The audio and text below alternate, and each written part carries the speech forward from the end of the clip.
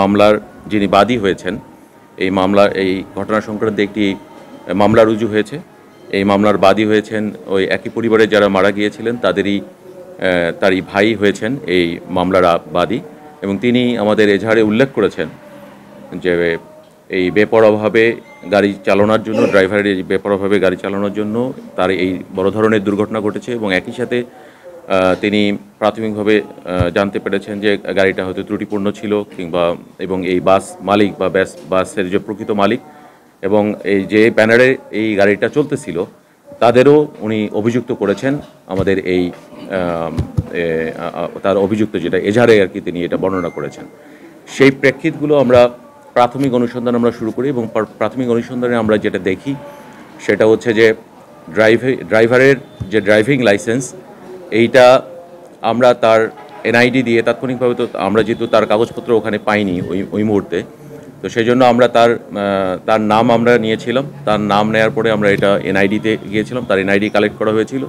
NID হিসেবে তার mobile number, এবং তার মোবাইল নাম্বার থেকে এনআইডি, এবং এনআইডি থেকে তার আমরা বিআরটিএতে মানে তার কোনো লাইসেন্স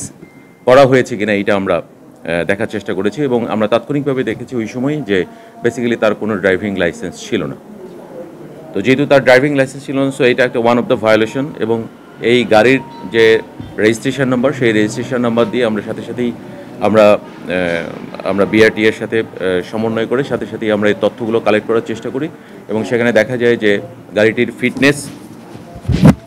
শেষ হয়ে গিয়েছিল, ফিটনেস ফেইল করেছে গাড়িটি 28/10/2023 গাড়িটি ফিটনেস ফেইল করেছিল, এবং গাড়িটির রুট পারমিটও এক্সপায়ার করেছিল 19 মার্চ 2024 তারিখে। আর ট্যাক্স টোকেনও তাদের ফেল ছিল, এটাও 2023 জুলাই। তো এরকম একটি গাড়ি যেহেতু আমরা পরবর্তীতে সেটাই যেহেতু অভিযোগের মধ্যে যেহেতু এখানে বাস মালিক এবং ব্যানারের মালিক যারা এটাকে পরিচালনা করেন, যে কোম্পানি পরিচালনা করেন, এবং আমাদের সড়ক পরিবহন আইনে 2018 এই আইনেও উল্লেখ করা আছে যে আপনার কোম্পানির সংশ্লিষ্টতা থাকলে, ঠিক আছে, অবশ্যই এই কোম্পানি একই অপরাধে তাদেরকে অভিযুক্ত করা যায়। এটা আমাদের 2018 ইয়াতে আছে, সেইটার সূত্র ধরেই আমরা, এবং যেহেতু তার এ ধরনের একটা গাড়ি যার ফিটনেস নাই, যার রুট পারমিট এক্সপায়ার করে গিয়েছিল, ঠিক আছে, এই ধরনের লাইসেন্সবিহীন একজন ড্রাইভারকে যারা ডিপ্লয় করেছে, যারা নিয়োগ করেছে আর কি, এই ধরনের একটি দূরপাল্লার এতগুলো যাত্রী নিয়ে একটা পরিবহন পরিচালনার কাজে যারা দায়িত্বশীল আচরণ তারা করেননি, ঠিক আছে, এবং এই অপরাধের কারণেই তাদের অবহেলা, তাদের অনৈতিকতা এবং তাদের যে অসতর্কতা,